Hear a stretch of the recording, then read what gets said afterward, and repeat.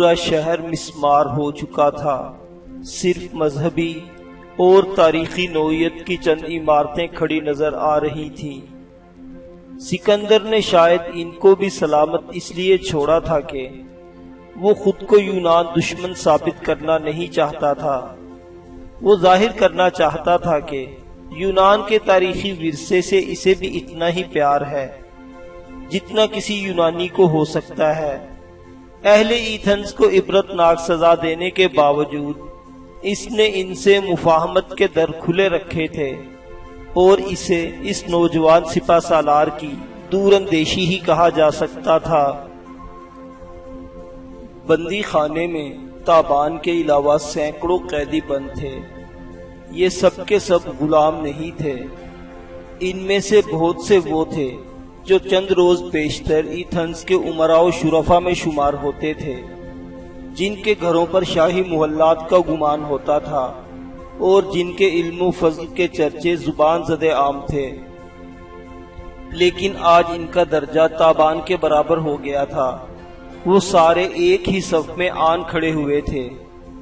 اب وہ مقدونیوں کے لیے مال غنیمت تھے اور بہت جلد ان کے دام کھڑے کیے جانے والے تھے۔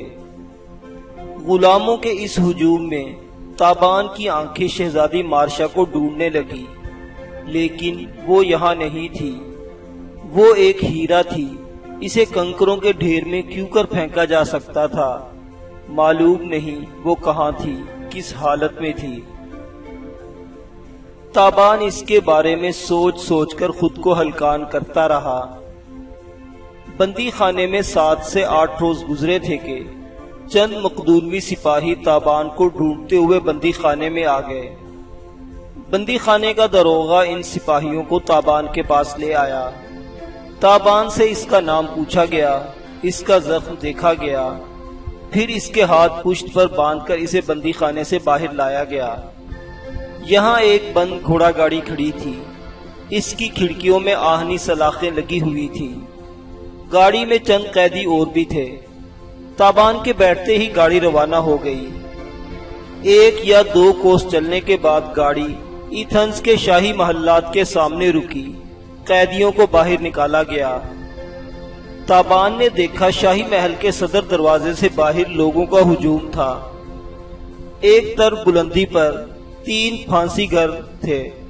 پھانسیوں کے پھندے ہوا میں جھول رہے تھے اور ہر رسے کے قریب سیاہ رنگ کا جلاد بے حس و حرکت کھڑا تھا، جیسے گوشت پوست کا انسان نہ ہو، سنگی مجسمہ ہو۔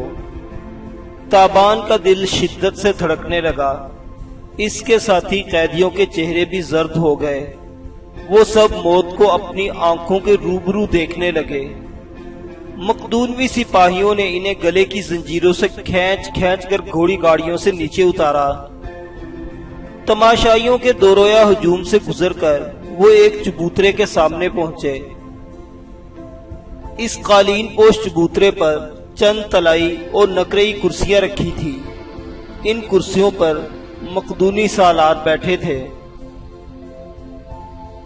درمیان کی بڑی کرسی پر گھنگریالے بالوں والا ایک وجیح باوقار نوجوان پراجمان تھا۔ تابان دیکھتے ہی سمجھ گیا کہ یہی سکندر ہے۔ سکندر کے شانے چوڑے، پیشانی روشن اور آنکھیں تیز تھی۔ وہ اپنے سر کو تھوڑا سا ایک طرف جھکا کر بیٹھا ہوا تھا۔ اس کی عمر 20 سال کے قریب تھی۔ دیکھنے والے کو اس کی شخصیت مرعوب کرتی تھی۔ تابان دوسرے غلاموں کے ساتھ اپنے ڈھیلے ڈھالے انداز میں چلتا ہوا سکندر کے سامنے جا کھڑا ہوا۔ مسلح سپاہی اس کے عقب میں تھے۔ سکندر اپنے ایک مصاحب سے بات کر رہا تھا۔ چبوترے کے دائیں جانب ایک خوش شقل خاتون اپنے 2 بچوں کے ساتھ کھڑی تھی۔ خاتون کے پیچھے 2 نیزہ بردار سپاہی تھے۔ اندازہ ہوتا تھا کہ خاتون کوئی قیدی ہے۔ مصاحب سے گفتگو ختم کرنے کے بعد سکندر عورت کی طرف متوجہ ہوا اور اپنی باروب آواز میں اس سے باتیں کرنے لگا۔ ان باتوں سے معلوم ہوتا تھا کہ سکندر کے سامنے ایک مقدمہ پیش ہے۔ خوبرو عورت شہر کے ایک خوشحال گھرانے سے تعلق رکھتی تھی۔ جس روز شہر فتح ہوا، مقدونی فوج کا ایک کماندار عورت کے مکان میں گھس آیا۔ اس نے عورت کو بچوں سے جدا کر کے اس کی بے حرمتی کی، پھر اس تلاش میں لگ گیا کہ مال و دولت کہاں چھپایا ہے۔ عورت نے اس کو بتایا کہ ان کے ہیرے جواہرات باغ کے کنویں میں ہے۔ وہ عورت کو ساتھ لے کر کنویں پر پہنچا تو عورت نے اسے کنویں میں دھکیل دیا اور اس سے پہلے کہ کوئی اس کی مدد کو پہنچتا اسے پتھر مار مار کر ہلاک کر دیا۔ عورت نے اقبال جرم کر لیا تھا اور اب سزا سننے کے لیے تیار کھڑی تھی۔ قتل کی مجرمہ ہونے کے باوجود اس کے چہرے پر اطمینان تھا۔ مقدمے کی پوری رودات سننے کے بعد سکندر نے عورت کو بری کر دیا۔ وہ آنکھوں میں آنسو لیے اپنے بچوں کے سر چومتی چبوترے کے سامنے سے ہٹ گئی۔ اس معاملے سے فارغ ہو کر سکندر نے تابان اور دوسرے قیدیوں کی طرف دیکھا۔ اس کی تیز چمکیلی نگاہ ہر قیدی کو اپنے جسم میں اترتی ہوئی محسوس ہوئی۔ ایک کاتب نے آگے بڑھ کر ایک قیدی کا نام پکارا۔ سپاہیوں نے کھینچ کر اسے چبوترے کے عین سامنے لا کھڑا کیا۔ کاتب نے اس کے جرائم کی تفصیل پڑھنا شروع کی جو اس بد نصیب قیدی پر عائد کیے گئے تھے۔ تفصیل ختم ہوئی تو دوسرے قیدی کا نام پکارا گیا۔ یہ کوئی سنگ تراش تھا جس نے سکندر کے مخالف یونانی رہنما کے مجسمے بنائے تھے۔ اس کے بعد ایک تاجر کا نام پکارا گیا۔ اس نے سکندر کے خلاف ہتھیار جمع کرنے کی مہم میں بڑھ چڑھ کر حصہ لیا تھا اور ہتھیاروں کے لیے خطیر رقم فراہم کی تھی۔ اس کے بعد سکندر کے خلاف شعلہ بیانی کرنے والے ایک مقرر پر فرد جرم عائد کی گئی۔ چند ملزموں کے مقدمے پیش ہو چکے تو سکندر نے ہاتھ اٹھا کر کاتب کو روکا اور دریافت کیا، وہ شخص کون ہے جس نے ٹرائس، یرغا اور تالک کو ہلاک کیا ہے؟ تابان سمجھ گیا یہ تینوں سکندر کی فوج کے اعلیٰ افسر ہوں گے اور انہیں کسی شخص نے زہر وغیرہ دے کر یا دھوکے سے ہلاک کر دیا ہوگا۔ اب اس شخص کو کوئی عبرتناک سزا سنانے کے لیے طلب کیا جا رہا تھا۔ کاتب نے اپنے ہاتھ میں پکڑی ہوئی فہرست پر نظر دوڑائی، پھر اسے مطلوبہ نام مل گیا۔ وہ پکارنے والے انداز میں بولا، ملزم تابان کو حاضر کیا جائے۔ اپنا نام دھماکے کی طرح تابان کی سماعت میں گونجا۔ وہ ہکا بکا کھڑا رہ گیا۔ ایک سپاہی نے زور سے اس کی زنجیر کو جھٹکا دیا اور کھینچ کر سکندر کے سامنے کھڑا کر دیا۔ تابان حیران نظروں سے اپنے ارد گرد دیکھ رہا تھا۔ اسے کچھ سمجھ نہیں آ رہی تھی کہ اس کا نام کیوں پکارا گیا۔ سکندر کی پاٹدار آواز نے تابان کو چونکا دیا، تو وہ تم ہو جس نے ہمیں ہمارے 3 بہادروں سے محروم کیا ہے۔ تابان کی بجائے کاتب نے جواب دیا، سالار اعظم، یہ ایرانی ہے، اس کا نام تابان ہے۔ اس کے گلے میں غارث ذنوب کے نام کا کڑا اترا تھا۔ یہ شخص غارث ذنوب کی دختر شہزادی مارشا کے ساتھ فرار ہو رہا تھا۔ شہر سے چند کوس دور ہمارے ایک دستے نے اسے دیکھ لیا۔ اسے روکنے کی کوشش کی گئی تو اس نے دھوکے سے حملہ کر دیا۔ بڑی عیاری کے ساتھ اس نے سردار تالک کو موت کے گھاٹ اتارا۔ بعد میں سردار ٹرائس بھی ہلاک ہوئے۔ سردار یرغا کو شدید زخم آئے، انہیں شفا خانے میں پہنچایا گیا لیکن وہ جانبر نہ ہو سکے۔ سکندر نے پوچھا، کیا اس کے ساتھ کوئی اور بھی اس جرم میں شریک ہے؟ کاتب نے کہا، سالار اعظم، یونانی شہزادی نے بھی اس لڑائی میں اس کا ساتھ دیا تھا۔ سکندر نے گرج کر کہا، ہم پوچھتے ہیں کوئی تیسرا بھی ان کے ساتھ شامل تھا؟ کاتب لرز کر بولا، نہیں سالار اعظم۔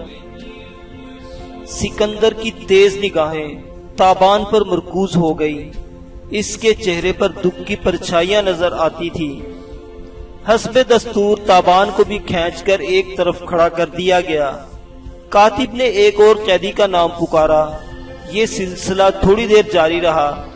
سب قیدیوں کے مقدمے پیش ہو چکے تو انہیں مشترکہ طور پر سزائے موت سنا دی گئی۔ بیشتر قیدی رونے لگے اور گڑ گڑانے لگے۔ ان میں سے 2 نازک مزاج بے ہوش ہو کر گر گئے۔ بے رحم سپاہیوں نے 3 قیدیوں کو کھینچ کر علیحدہ کیا اور انہیں نیزوں سے دھکیلتے ہوئے پھانسی گھاٹ کی طرف لے چلے۔ یہ منظر بڑا دلدوز تھا۔ تابان کو احساس ہوا کہ کٹھن ترین سفر وہ ہوتا ہے جو پھانسی گھاٹ کی طرف جاتا ہے، اور اٹھنے والے قدموں میں سب سے بھاری قدم تختہ دار کی طرف لے جانے والے قدم ہوتے ہیں۔ نیزوں کے چرکوں سے جسم لہو لہان ہو گئے اور توقوں نے ان کی گردنیں چھیل دی۔ تختہ دار پر لے جا کر ان کے چہروں کو غلاف سے ڈھانپ دیا گیا۔ چند ہی لمحے بعد ان کی لاشیں اندھے کنووں میں جھول رہی تھیں۔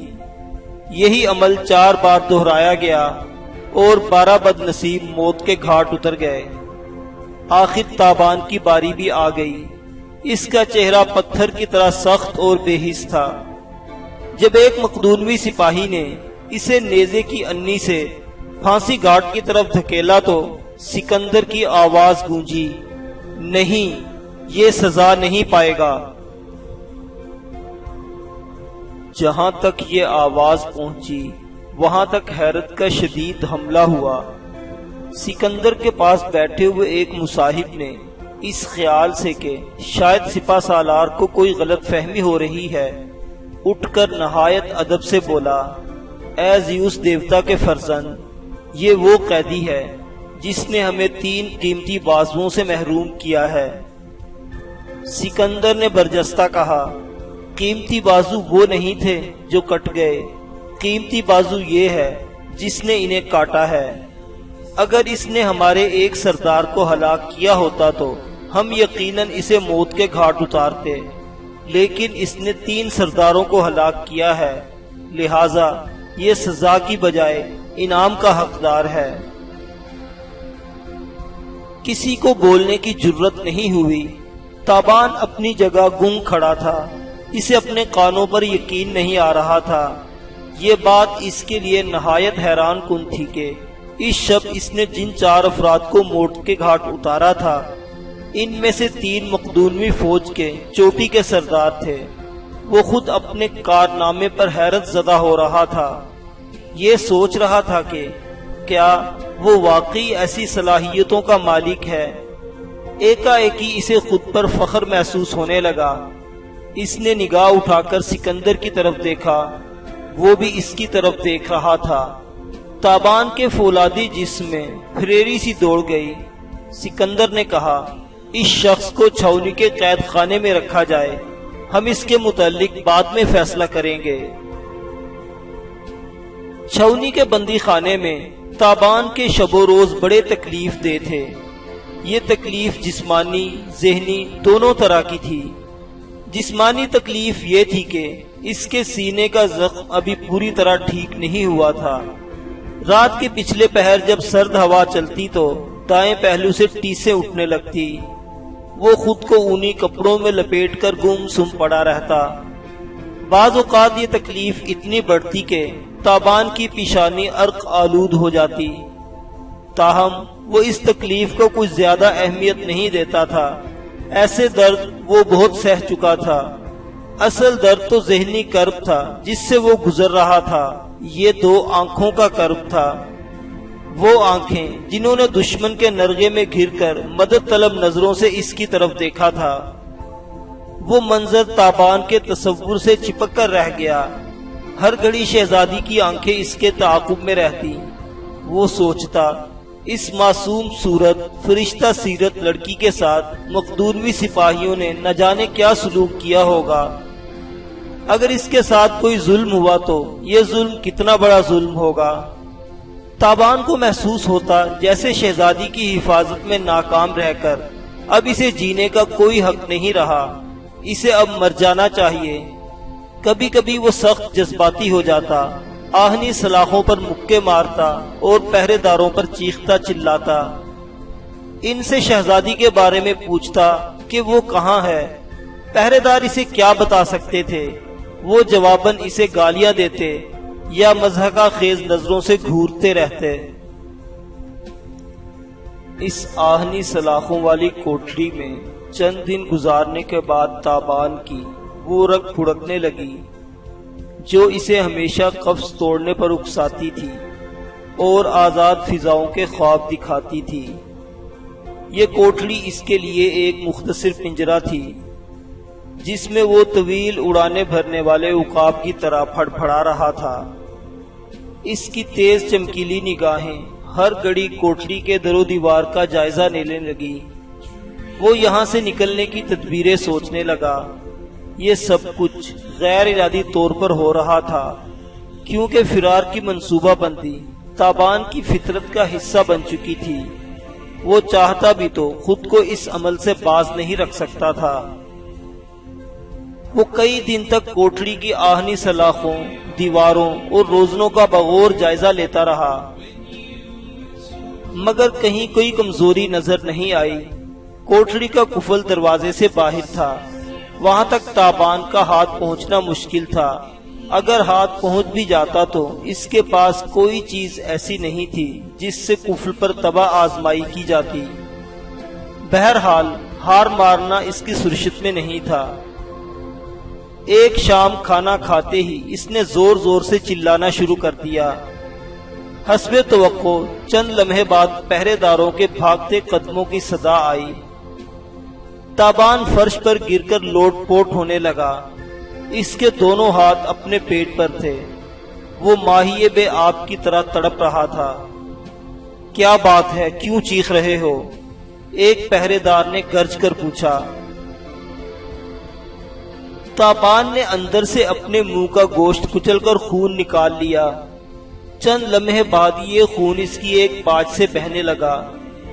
خون دیکھتے ہی پہرے دار ہراساں آوازوں میں بولنے لگے۔ پھر کوٹڑی کا وزنی دروازہ کھڑکھڑانے لگا۔ پہرے دار قفل کھول رہے تھے۔ تابان ہوشیار ہو گیا۔ اس کے ذہن میں کوئی خاص منصوبہ نہیں تھا۔ وہ ایک بار کوٹڑی سے باہر نکلنا چاہتا تھا، پھر اس کے بعد جو حالات ہوتے اس کے مطابق عمل کیا جا سکتا تھا۔ پہرے داروں نے کوٹڑی میں داخل ہو کر اسے تھاما۔ تابان کے قریب ہی بچا کچا کھانا پڑا تھا۔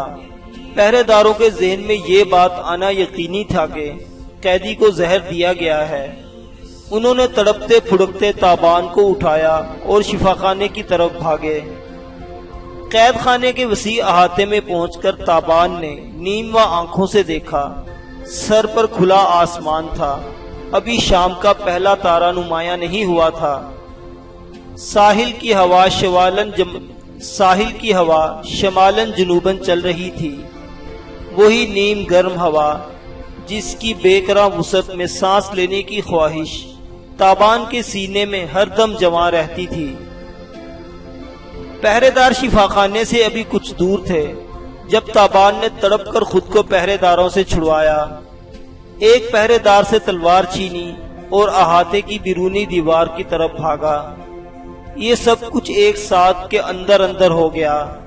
تابان دروازے کے پاس پہنچ چکا تھا جب عقب سے پہرے داروں نے چیخو پکار شروع کر دی۔ دروازے پر موجود قوی ہیکل پہرے دار نیزہ تان کر تابان کے سامنے آ گیا۔ وہ تذبذب میں تھا۔ اس سے پہلے کہ وہ تذبذب سے نکلتا، تابان کی بھاری تلوار اس کا سر تن سے جدا کر چکی تھی۔ تاہم اس کام میں جو چند ساعتیں صرف ہوئیں، ان میں عقب سے پہرے دار تابان کے سر پر پہنچ گئے۔ مقابلے کے سوا اب کوئی چارہ نہ تھا۔ تابان نے رخ پھیرا، 3 تلواریں اس کے سامنے تھی۔ وہ خم ٹھونک کر لڑنے لگا۔ اپنے ساتھی کا حشر دیکھنے کے بعد پہرے دار کچھ گھبرائے ہوئے نظر آ رہے تھے۔ ان میں سے تو ایک بالکل اندھا دھند اناڑیوں کی طرح ہاتھ چلا رہا تھا۔ تابان نے سب سے پہلے اسی کو ٹھنڈا کیا۔ گردن پر ایک کاری زخم کھا کر وہ مقابلے سے خارج ہو گیا۔ تابان نے ایک زوردار حملہ کیا اور اپنے دونوں حریفوں کو دھکیلتا ہوا دیوار کے پاس لے گیا۔ عین اس وقت دائیں پہلو سے قدموں کی آوازیں آئیں۔ تابان نے لڑتے لڑتے مڑ کر دیکھا۔ کم از کم 10 نیزہ بردار سپاہی خوفناک انداز میں اس پر جھپٹ رہے تھے۔ موت تابان کی آنکھوں کے سامنے ناچ گئی۔ اب دو ہی صورتیں تھیں، یا وہ تلوار پھینک دیتا یا اپنے آپ کو نیزوں کے سپرد کر دیتا۔ مگر پھر نہ جانے کیا ہوا کہ نیزہ بردار تابان تک پہنچتے پہنچتے رہ گئے۔ تابان حالت جنگ میں تھا۔ اس کے پاس یہ سوچنے کی فرصت نہیں تھی کہ نیزہ بردار کیوں رک گئے۔ اہم بات یہ تھی کہ وہ رک گئے ہیں۔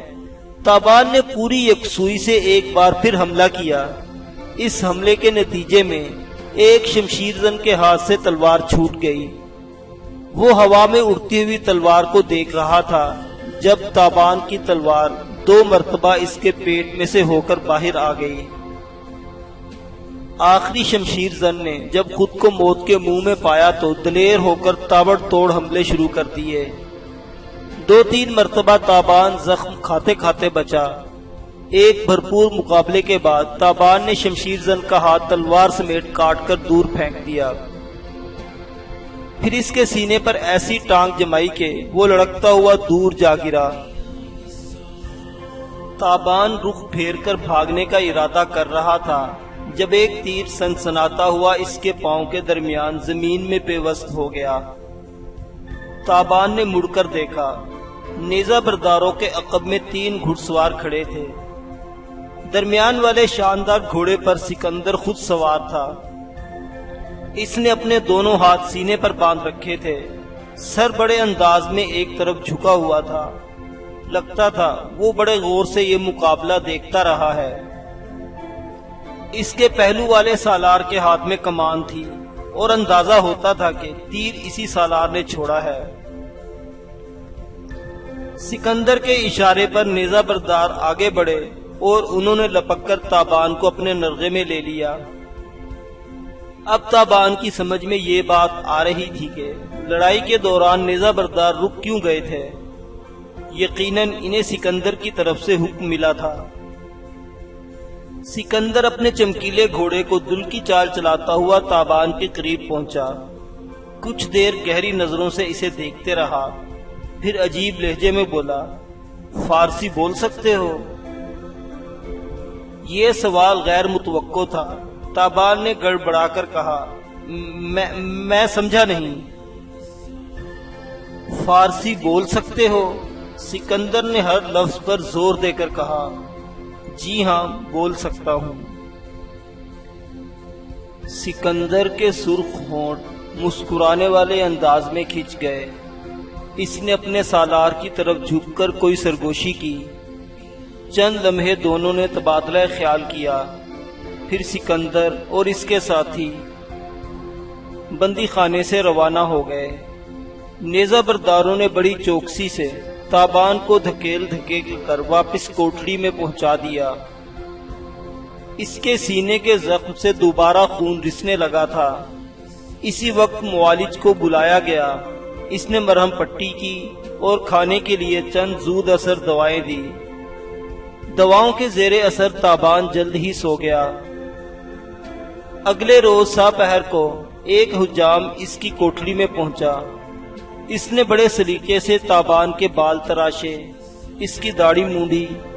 بعد ازاں تابان کو غسل کرایا گیا اور نئے کپڑے پہننے کو دیے گئے۔ ایک عرصے بعد تابان کو کپڑے نصیب ہوئے تھے۔ وہ بڑا حیران نظر آ رہا تھا۔ کپڑے کا لمس محسوس کر کے اسے اپنے جسم پر گدگدی ہونے لگی۔ شام کے کھانے کے کچھ دیر بعد 2 سپاہی اندر داخل ہوئے۔ ان کی وردیاں خوب صاف ستھری تھی اور تابان نے انہیں پہلے کبھی بندی خانے میں نہیں دیکھا تھا۔ تابان کے بازو پیچھے موڑ کر اسے ہتھکڑی لگائی گئی، پھر دونوں سپاہیوں کے ساتھ وہ کوٹڑی سے باہر تھا۔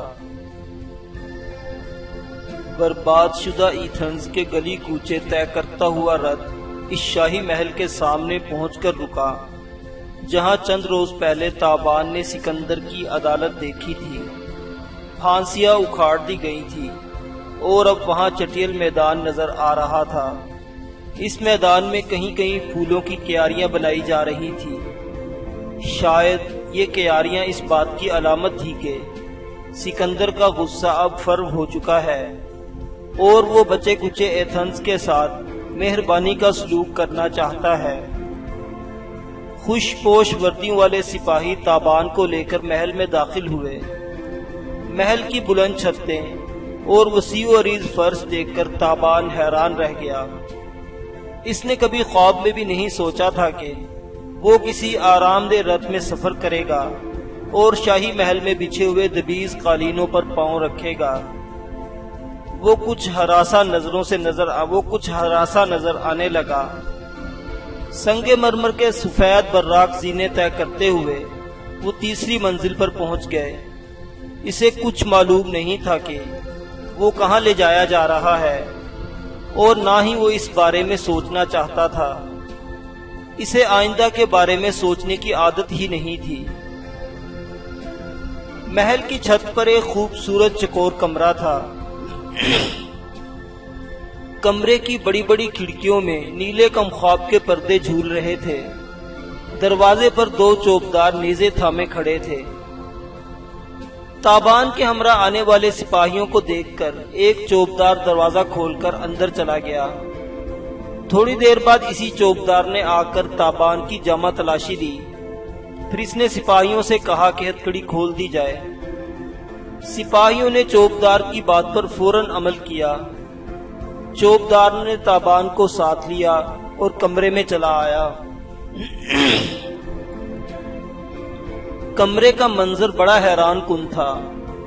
دو بڑی شفاف میزوں پر کتابیں اور نقشے بکھرے ہوئے تھے۔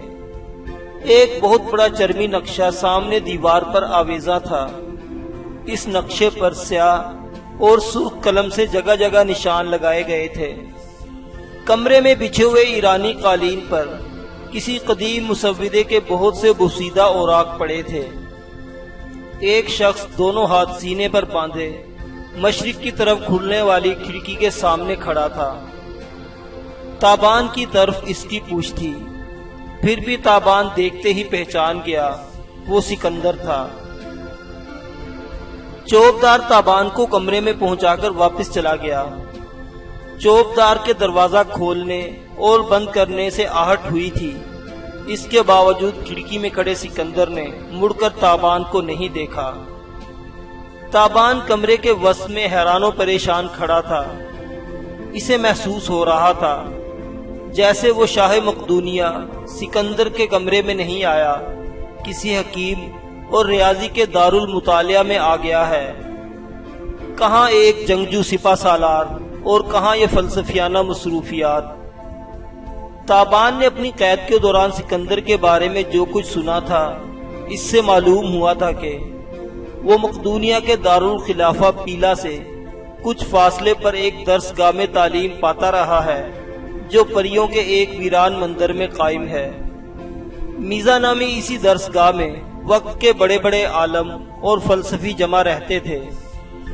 سکندر کے باپ فیلکوس نے سکندر کو بچپن ہی میں اس درس گاہ میں بھرتی کرا دیا تھا تاکہ وہ محلات کی عیش کوشی سے دور رہ کر جسمانی اور ذہنی صلاحیتوں کو ترقی دے سکے۔ باپ کی بیماری اور پھر موت کے بعد اسے مجبوراً کاروبار مملکت میں کودنا پڑا تھا، ورنہ پہلے اسے ان کاموں میں زیادہ دلچسپی نہیں تھی۔ اس کمرے میں پہنچنے کے بعد تابان نے جو کچھ دیکھا، اس سے اندازہ ہوا کہ سکندر کے بارے میں اس کی معلومات بہت حد تک درست ہے۔ دفتن کمرے میں سکندر کی بھاری بھرکم آواز گونجی، کیا نام ہے تمہارا؟ ہمیں بتایا گیا تھا مگر ہمارے ذہن سے اتر گیا ہے۔ میرا نام تابان ہے، شاہ مقدونیہ۔ ادھر ہمارے پاس آؤ، کھڑکی میں سکندر کی آواز ابھری۔ تابان نے سکندر کی آواز میں خمار محسوس کیا۔ وہ دھیمے قدموں سے چلتا سکندر کے قریب کھڑا ہو گیا۔ کن اکھیوں سے اس نے دیکھا، سکندر کے ہاتھ میں بلوری جام تھا۔ اس کی آنکھیں دور کہیں مشرق میں دیکھ رہی تھی۔ پوری رات کا وہ چاند کوہ اولمپس کی فلک بوز چوٹیوں کے عقب سے برآمد ہو رہا تھا۔ اس کی روشنی براہ راست سکندر کے چہرے سے منعکس ہو رہی تھی۔ سکندر نے کہا، تم جانتے ہو مشرق میں کیا ہے تم نہیں جانتے، کوئی بھی نہیں جانتا، شاید تاریخ دان ہیروڈوٹس بھی نہیں جانتا تھا۔ میں نے اس کی سب تحریریں پڑھی ہیں۔ اس کی تحریر بس بحیرہ اسود کی یونانی نو آبادیوں تک پہنچتی ہے، اس سے آگے وہ افسانہ ترازیاں شروع ہو جاتی ہیں۔ اور افسانوں کا کیا ہے، وہ تو جہاز ران اور سیاح بھی سناتے ہیں۔ تم نے بھی ایسے افسانے سنے ہوں گے۔ سکندر نے جواب طلب نظروں سے تابان کو دیکھا۔ تابان نے کہا، جی ہاں، بہت سے افسانے مشہور ہیں۔